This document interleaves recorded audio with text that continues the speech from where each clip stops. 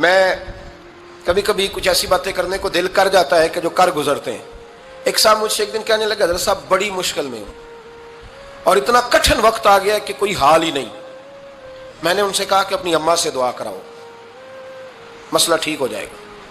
میں نے لگا اماں تو انتقال کر گئی. تو میں نے کہا بہن سے دعا کراؤ. کہنے لگا بہن دور رہتی ہے. تو میں نے کہا پھر بیٹی سے کرا لو. آپ یقین کریں اللہ کے گھر میں بیٹھا ہوں, رمضان کا مہینہ مجھے تیسرے دن ملا. کہنے لگا حضرت صاحب الحمدللہ اللہ نے میری مشکل آسان کر دی.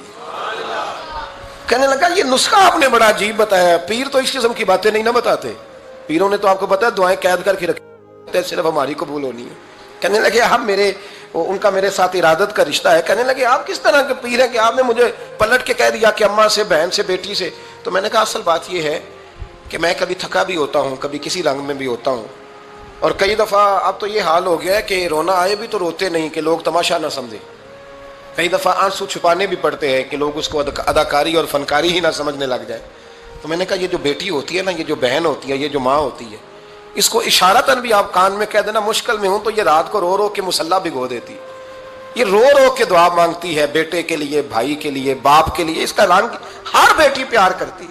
اور یقین کریں کہ کلیجہ ٹھنڈا ہو جاتا ہے جب بیٹیاں چھاتی پہ لیٹتی ہیں تو لطف آتا ہے کہ اللہ کریم نے اس ننھی سی کلی میں کیا ٹھنڈک رکھی ہے کہ سارے دل کا جو ہے بوجھ اس نے ہلکا کر دیا. تو بتائیے پھر میرے نبی پاک کی شہزادی کی حضور سے محبت کتنی ہوگی.